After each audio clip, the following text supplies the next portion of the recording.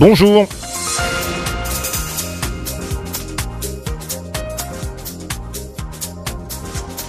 IPGR Chronique Info.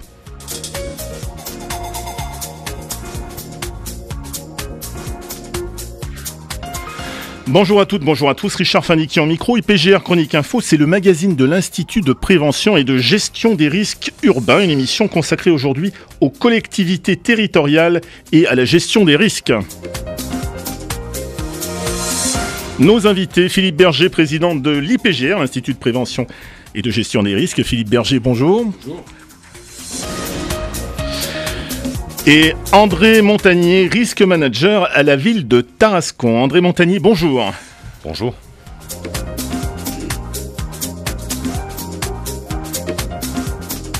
Alors, rentrons tout de suite dans le vif du sujet. Philippe Berger, vous êtes le président de l'Institut de prévention et gestion des risques urbains. Comment, à partir de 91, l'IPGR s'est-il constitué ? Je crois que l'IPGR s'est constitué d'une manière tout à fait simple et tout à fait naturelle. Il y a eu ce qu'on appelle la montée du risque et la montée de la responsabilité, surtout de l'élu, et notamment du maire des communes, qu'elles soient grandes ou petites. Dans les grandes communes, je dirais qu'il y a une administration avec des hauts fonctionnaires qui connaissent les choses, savent les choses. Mais par contre, dans des petites communes, et c'est pas péjoratif, bien au contraire, dans les petites communes, bien souvent, les maires et les élus sont dépourvus. Oui. Dépourvus par rapport à ces textes de loi, pour faire simple, qui arrivent de Paris et qui disent du jour au lendemain au maire, vous devez faire ça, vous devez faire ça, et vous êtes surtout responsable de ça et de ça. Donc l'IPGR a voulu être en quelque sorte quelque chose qui pouvait aider les maires à traduire ce que les maires des communes devaient faire en matière de gestion des risques. Alors c'est bien entendu par rapport à la compétence des gens qui sont membres de cette association, mais aussi par la relation des communes entre elles qui peuvent discuter et surtout, et je pense que ça c'est très important, qui peuvent échanger leurs expériences en matière de gestion des risques, et ce qui permet de faire en sorte que les élus se retrouvent un peu moins seuls par rapport à ce risque important. Donc en fait, l'Institut s'adresse principalement aux élus, mais au-delà des élus, ça pourrait intéresser... Ça peut intéresser tous les gens qui sont intéressés de près ou de loin à cette problématique de la gestion des risques, et notamment un certain nombre d'étudiants qui peuvent être intéressés par ce principe-là, mais aussi des entreprises qui ont à gérer les risques à l'intérieur de leurs entreprises. Et donc tous les gens qui sont confrontés de près ou de loin à un risque, quel qu'il soit, peuvent être intéressés par leur venue et d'être membres de l'IPGR. Alors comment aider les responsables urbains à faire face aux aléas susceptibles d'affecter leur ville, Philippe Berger ? C'est un vaste sujet. On n'aurait pas assez d'une émission pour expliquer comment il faut faire. Et est-ce que d'abord il y a une solution miracle ? Il n'y en a pas. Je crois qu'il y a plusieurs choses. Il y a premièrement essayer d'évaluer et de diagnostiquer les potentiels de risques qu'il y a dans chaque commune. C'est pas toujours les mêmes.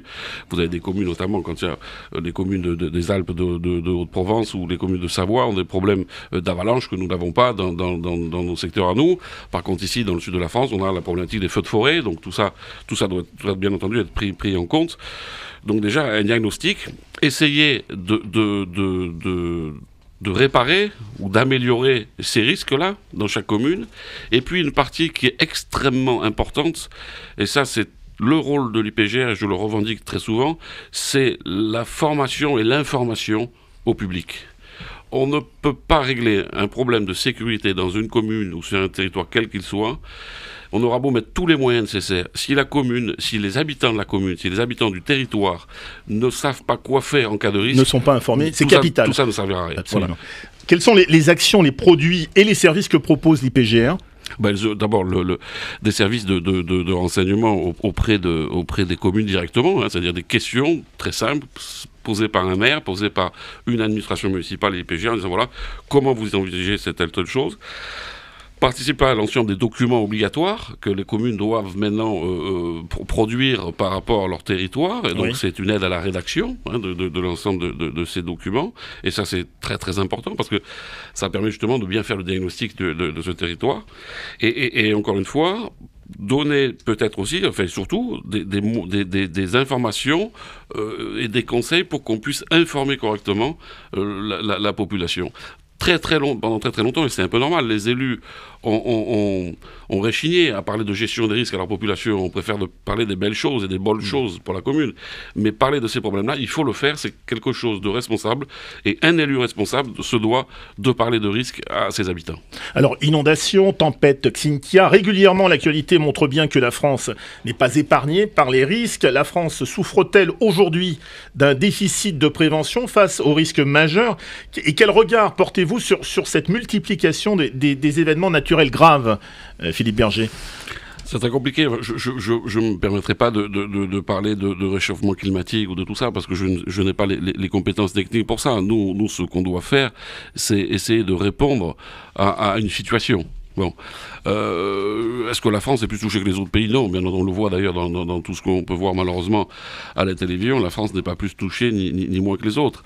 On a essayé... les choses ont terriblement changé dans la responsabilité, dans la conscience des gens, et notamment surtout des élus, depuis Furiani en Corse. Oui. Ça a été le déclenchement, oui, je dirais, même si beaucoup de choses s'étaient fait avant, bien entendu, mais oui, ça a été le déclenchement, je dirais, national de la prise en compte de l'ensemble des élus en disant attention, il faut qu'on se dote d'outils pour pouvoir répondre à ces problèmes-là. Et depuis cette date-là, beaucoup de choses ont évolué. Il y a encore beaucoup de chemin à faire. Il y a encore beaucoup, malheureusement, parce que souvent c'est le cas et le problème, beaucoup d'argent à dépenser. Mais je dirais que les choses vont quand même, très honnêtement, sans être optimiste plus que ça, vont quand même dans le bon sens. André Montagnier, vous êtes risque manager à la ville de Tarascon. 10 ans après leur arrivée au sein des collectivités, les managers des risques se sont-ils imposés? Alors, il s'impose. Je pense qu'il s'impose dans les communes de moyenne importance et de grande importance. C'est un phénomène qui est quand même assez jeune et qui prend aujourd'hui une tournure de management du risque au sens de stratégie globale. On commence à aborder le risque au travers des objectifs que la collectivité souhaite atteindre. Et en tous les cas, c'est l'engagement que le maire que je représente aujourd'hui, qui devait participer, s'est engagé avec son conseil municipal. Alors Philippe Berger, quelles sont les demandes les plus fréquentes de la part des maires en matière de prévention des risques? Il y a deux choses. D'abord, qu'est-ce que je risque? Dites-moi, qu'est-ce que je risque? Qu'est-ce que ma commune risque? Qu'est-ce que je risque? C'est deux choses. Et c'est effectivement, qu'est-ce que ma commune risque? C'est-à-dire, qu'est-ce que mon territoire risque? Et sur le plan pénal pour le maire? Ma population. Oui. Et puis aussi, une question qui n'est pas anodine, c'est qu'est-ce que je risque moi, personnellement? Voilà. Oui. Et là, des choses ont évolué et vont plutôt dans le bon sens. Après, vous avez malheureusement, je dirais, la commune ou le territoire qui a dû qui a eu en face d'elle un sinistre. Bon. Et là, je veux dire, malheureusement ou heureusement, il faut profiter de ces moments-là pour faire prendre conscience aux gens, à tout le monde, des problématiques-là, pour pouvoir engager une véritable politique de sécuritaire dans les communes, et encore une fois, faire en sorte que les gens adhèrent à ça. Vous avez un problème, et notamment sur la commune de Marseille, c'est vrai pour toutes les communes, mais pour la commune de Marseille, c'est le débroussaillement.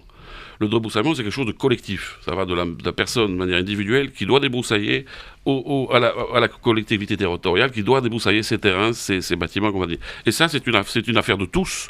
Et si tout le monde ne le fait pas, ça ne fonctionne pas. Donc voilà le genre de choses, c'est le genre de message qu'on peut faire passer.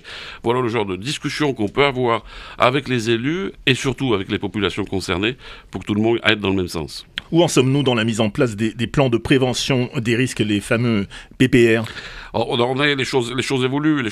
C'est vrai que les choses évoluent toujours très lentement. Oui. C'est toujours très compliqué. Vous savez, de figer dans le marbre un territoire et en disant ce territoire, quoi qu'il arrive, ne doit plus bouger. Il est dangereux. On le marque en rouge et il restera dangereux. Ou alors il n'est pas dangereux. Je crois que c'est un travail de très longue haleine parce qu'encore une fois, il y a beaucoup de territoires, de terrains qui peuvent évoluer. Un terrain peut être considéré comme inondable, mais il suffit de faire au-dessus un bassin de rétention et le terrain n'est plus inondable. Donc il y a tout un tas de choses en parallèle de ces plans, de ces PPR que l'on doit faire et qu'il est urgent de faire. Il y a aussi tout un travail, encore une fois, en amont d'éventuels travaux pour réduire au maximum les territoires dits à risque dans les communes. Parce qu'il faut quand même s'il faut protéger la nature, mais il faut quand même construire. Hein. Les communes ont besoin de se développer et c'est pas en figeant tout qu'on réglera les problèmes. André Montagnier, quelles sont les grandes étapes de la réalisation d'un PPR, justement? Alors la particularité de la commune de Tarascon, ville riveraine du Rhône, est engagée dans une stratégie globale du plan Rhône, donc du Léman à la mer, donc avec un ensemble de communes qui avait été d'ailleurs impacté en 2003.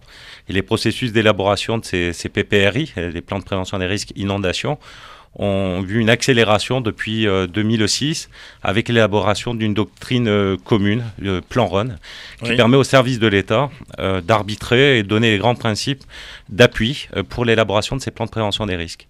Et pour rejoindre M. Berger, un des grands dilemmes de l'ensemble de nos élus, c'est que la doctrine commune a arrêté des principes qui aujourd'hui amènent à considérer un arrêt du développement économique et social dans certains secteurs de nos territoires.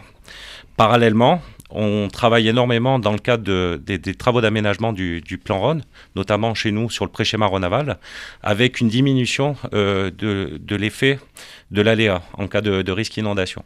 Et c'est vrai que l'ensemble des élus sont engagés dans ces travaux qui sont considérables, où l'État et l'Europe ont engagé des millions d'euros. Oui. Mais ceci étant, aujourd'hui, les grands discours actuels entre les services de l'État et les collectivités territoriales reposent sur la mise en place d'un plan de prévention des risques qui ne considère pas à aujourd'hui, ou en tous les cas laisse très peu de manœuvre, sur une réouverture du droit à construire. Alors par quel risque la commune de Tarascon est-elle concernée directement ? Alors la commune de Tarascon est concernée par un ensemble de risques majeurs. Donc les principaux risques naturels, inondations, feux de forêt. Et ensuite, sur les risques technologiques, transport de matières dangereuses. Et on a conservé aussi, en surveillance, un ancien site qui était en Céveso seuil haut, qui est passé en Céveso seuil bas, une papeterie. Et aussi les ruptures de barrages, comme beaucoup de communes des Bouches-du-Rhône. Alors, comment votre commune est-elle équipée en matière de prévention des risques ? Tarascon est, paraît-il, doté d'un équipement on ne peut plus moderne, notamment le nouveau poste de commandement dédié à la gestion de crise que vous avez inauguré l'année dernière, je crois. Oui, alors depuis un an, on a inauguré ce site parce qu'on a fini par arbitrer un lieu de gestion de crise au centre de secours. Historiquement, après les inondations de 93 et 94, la collectivité s'était engagée dans des développements qui lui permettaient d'anticiper sur les hauteurs et débits du Rhône. Donc, il nous donnait 6 heures à 8 heures. On avait commencé à installer des outils informatiques qui nous permettaient cette anticipation. Mais avec le temps, on a souhaité vraiment optimiser nos outils de communication qui optimisent aussi notre transversalité avec les services de secours, avec lesquels on a élaboré notre plan communal de sauvegarde et avec lequel on anime un ensemble d'exercices depuis maintenant 2006. Alors, quelques mots de témoignage au sujet de votre formation, le master gestion des risques sur les territoires que vous avez suivi à l'École internationale des sciences du traitement de l'information, l'ESTI. Pouvez-vous nous en dire 2 mots ? Tout à fait.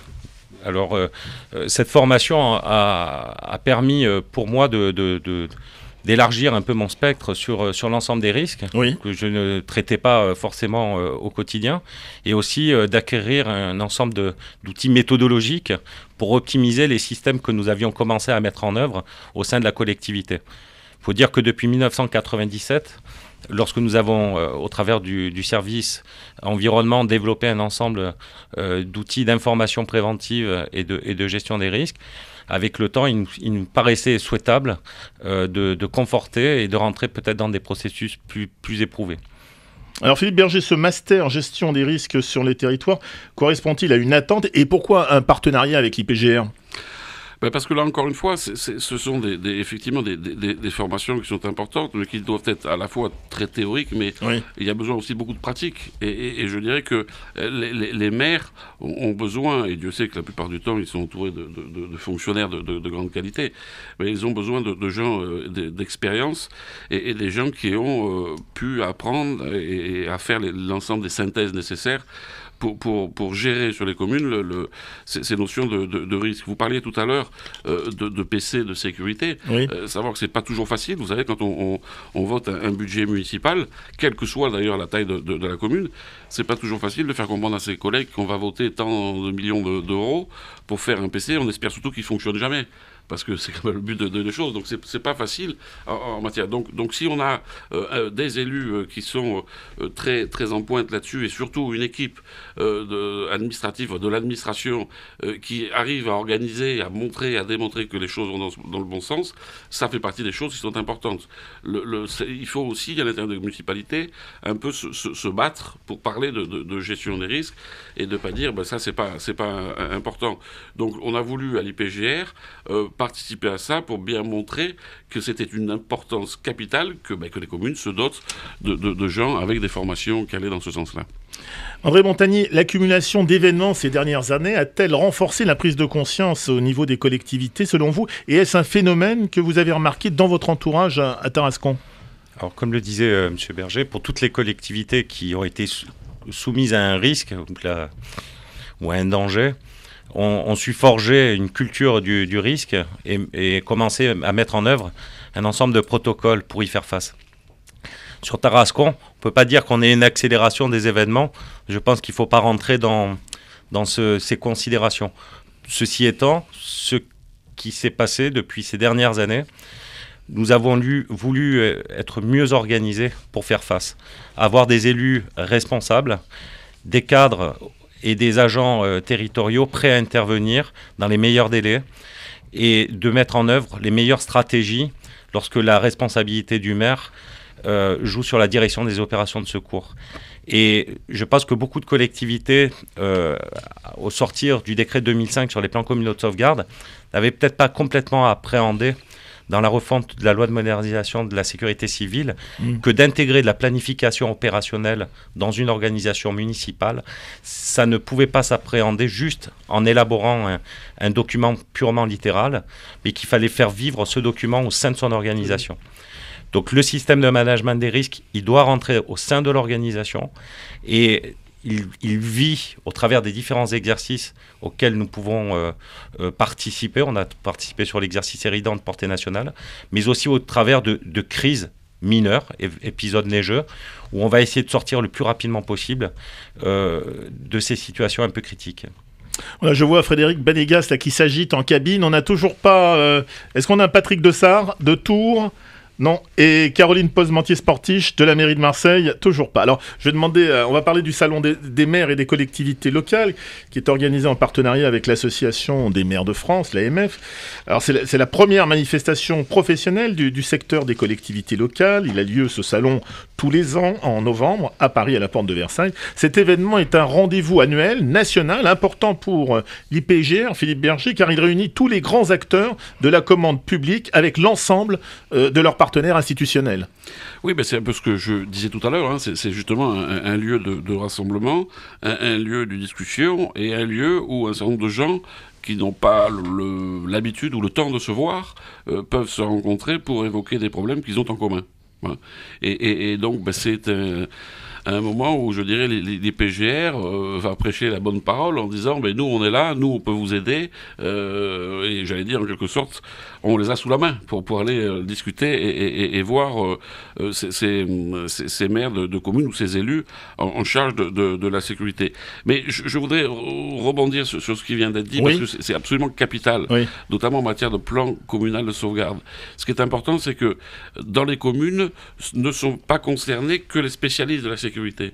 Et c'est ça un peu j'ai eu l'honneur d'élaborer, enfin de participer à l'élaboration en tant qu'adjoint au maire de la ville de Marseille, à l'élaboration du PCS de la ville de Marseille. Bon, la ville de Marseille, comme tout le monde sait, c'est une grande ville, il y a beaucoup de monde.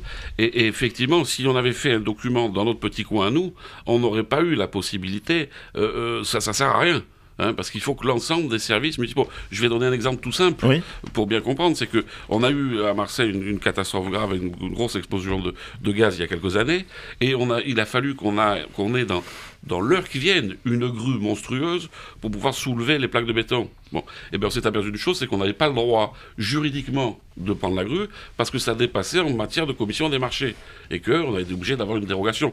Donc voilà un des sujets qu'on a organisé avec les services administratifs et financiers et juridiques de la ville de Marseille, pour intégrer ce problème-là dans le plan communal de sauvegarde. Voilà un exemple qui parle bien, parce qu'il s'agit de finances, et alors qu'on est sur le territoire de la gestion des risques. Et pour l'ensemble des services de la ville, c'est la même chose. On doit pouvoir ouvrir, par exemple, très rapidement un gymnase. Donc il faut que les services de sport de cette ville ou des communes soient intégrés à part entière dans le plan communal de sauvegarde. Je crois que ça a été soulevé, mais je crois que c'est très important, encore une fois, c'est un travail transversal qui intéresse et qui oblige tout le monde à s'intéresser. Où en est la coopération internationale concernant la prévention des risques? Elle existe, cette coopération, à l'échelon même européen, je crois? Oui, les choses existent. Moi, vous savez, je suis un homme très pratique, donc je trouve que ces affaires-là ne sont pas encore assez pratiques. Alors, là aussi, il faut être optimiste, ça va dans le bon sens. On discute beaucoup, on a notamment l'IPGR. À plusieurs reprises, on est intervenu notamment en Algérie, par exemple. Oui. C'est pas l'Europe, mais c'est quand même un pays tout proche de chez nous, puisque il est en face de chez nous. On a beaucoup travaillé avec eux sur les problématiques. Là aussi encore, pour essayer d'apporter notre savoir, mais aussi voir comment les choses se passaient et essayer d'apprendre aussi des choses. Donc, encore une fois, c'est très important, mais ce qui est encore plus important, c'est d'arriver sur le concret. Et c'est toujours les grandes difficultés sur les grands sujets, mais c'est vrai pour d'autres sujets, on pourrait parler de l'eau, on pourrait parler de tous ces sujets-là, c'est très très bien de réunir les gens, c'est très bien d'en discuter, mais il faut arriver sur du concret, et malheureusement, où c'est la vie, le concret souvent, c'est de l'argent, donc il n'y a pas que ça. Il n'y a pas que la transformation d'un territoire, il y a aussi le comportement humain, il y a aussi adapter les moyens de secours, on n'en a pas parlé, mais c'est très très important, oui. Adapter les moyens de secours aux risques qu'il y a dans la commune, et tout ça, encore une fois, fait partie d'un tout.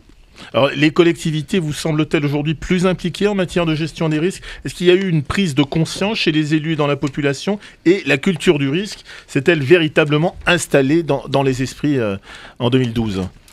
Ah, moi, je suis... Si vous avez vu une évolution, si vous posez la question à moi, tout à fait. Je vais dire la chose de manière très simple. Dans la plupart des communes, il y a encore 20 ans, c'était souvent le plus jeune qui avait cette délégation. On était le plus jeune à la sécurité parce qu'il en fallait un. Et puis, au fur et à mesure de l'évolution des choses, au fur et à mesure des exigences de l'État par rapport aux communes, les choses ont largement évolué. Les maires ont souhaité donner, en tout cas une grande majorité des maires, se doter de vrais services de sécurité à l'intérieur de leur commune. Donc les choses vont effectivement dans le bon sens. Et j'allais dire, malheureusement, les catastrophes qui arrivent malheureusement très souvent, rappellent souvent à l'ordre les élus en disant n'oubliez pas qu'il faut y penser. La ville de Marseille donc, a inauguré en avril dernier un centre de supervision urbaine qui contrôle donc les images de 53 caméras de vidéoprotection déjà installées dans Marseille. Et en fait, c'est une première étape d'un vaste programme qui vise donc à la mise en place de 1800 caméras d'ici fin 2014. Ça concerne aussi la prévention des risques, Philippe Berger. Un mot sur ce qu'on appelle la vidéoprotection. On est plus dans un domaine de sûreté que de sécurité par la mise en place de ces caméras. Ceci étant, il faut qu'elles servent à tout. Et elles peuvent servir pourquoi pas, à détecter un certain nombre de problèmes qui pourraient se passer au-delà de l'incivisme, au-delà du problème de la contravention, au-delà de tous ces problèmes-là. Donc Caroline, pour ce mentir, vous parlerez beaucoup mieux que moi. On a d'ailleurs, depuis quelques années, fait des expériences de caméras qui surveillaient la zone périurbaine de Marseille et qui déclenchaient des alarmes à la moindre vue de fumée. Et c'est des opérations qui ont fonctionné. Ces vidéos de surveillance ont pendant des années défrayé un peu la chronique. Il faut bien dire, souvent où se placer dans l'échiquier politique, c'était monstrueux de se faire filmer, c'était monstrueux qu'on nous voit. Sauf que quand on fait rien de mal, si on nous voit sur une caméra, si on fait rien de mal, c'est pas très grave. C'est un peu plus embêtant si on fait quelque chose de mal, et elles sont faites pour ça. Donc je crois qu'il y a eu des évolutions là aussi, que tout le monde maintenant s'accorde à dire que c'est tout à fait important. Toutes les villes qui s'y sont mises ont eu, notamment en matière de verbalisation, de stationnement illicite et compagnie, ont pu faire faire un certain nombre de choses. Je vous rappelle qu'on a décidé à Marseille de faire la semi-piétinisation du Vieux-Port, où tous les Marseillais, et même les touristes, nombreux touristes qui viennent peuvent le voir. C'est quelque chose de fantastique, mais les voitures qui étaient là, elles passent ailleurs. Et ce boulevard de contournement qui est existant, hein, je ne vais pas m'étendre sur le sujet, qui est existant, fonctionne très bien, a le calibre tout à fait adapté à récupérer l'ensemble de ces véhicules, à condition qu'il n'y ait pas de voitures en stationnement illégal, et notamment en double fil. Donc les caméras qui ont été installées sur ces voies-là vont permettre à faire de la verbalisation instantanée. Alors ça ne va pas être très drôle pour un certain nombre de gens pendant quelques temps, mais en tout cas, on a vu dans les autres villes que ça fonctionnait, et ça fonctionnera à Marseille. On met tous les moyens nécessaires, et le maire de Marseille met tous les moyens nécessaires pour faire en sorte que ces caméras fonctionnent. Est-ce qu'il y a une vidéoprotection déjà à Tarascon? Oui. Depuis plusieurs années. Oui. Et alors ça me fait rebondir. En fait, tout à l'heure, j'évoquais de passer un peu du management des risques du territoire vers un risk management qui est une stratégie un peu plus globale. Oui. En fait, dans nos collectivités, comme vous pouvez le constater, on s'intéresse à différents risques, les risques de sécurité civile, de sécurité publique, et on met un ensemble de dispositifs. Et aujourd'hui, ce qui est très important pour les collectivités, eu égard au budget qu'elles peuvent allouer à ces différents services, c'est aussi de pouvoir diagnostiquer, auditer ces dispositifs. Et c'est pour ça que la commune de Tarascon s'est engagée à être labellisée dans le cadre des risques des territoires, qui est soutenu par le pôle risque de l'Arbois. Et on attend beaucoup aussi à avoir aussi des points de repère qui nous permettent d'avoir des pistes d'amélioration sur l'ensemble des dispositifs qu'on est en train de mettre dans ces communes.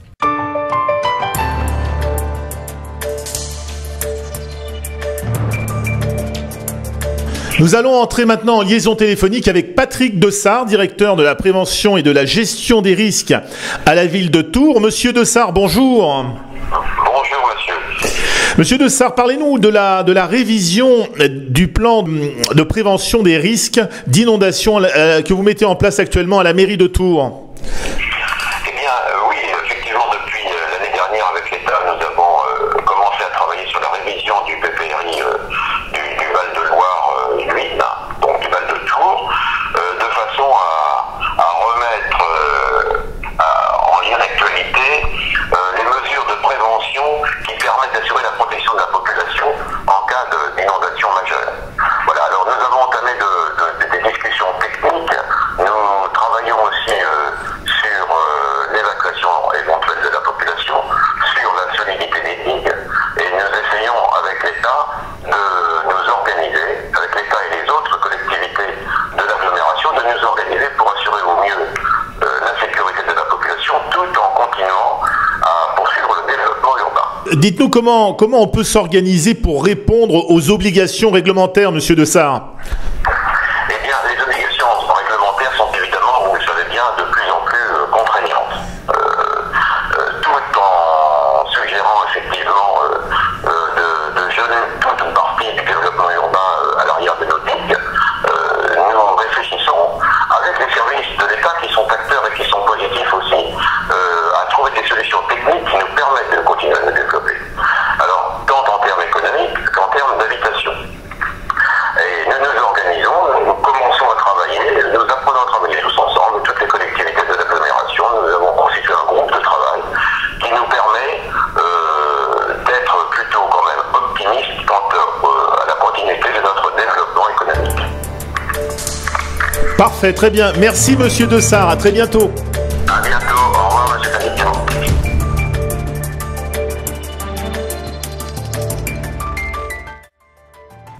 Alors l'IPGR a fêté il y a quelques mois ses 20 ans. Philippe Berger, quel bilan tirez-vous de ces 2 décennies passées à la présidence de l'IPGR ?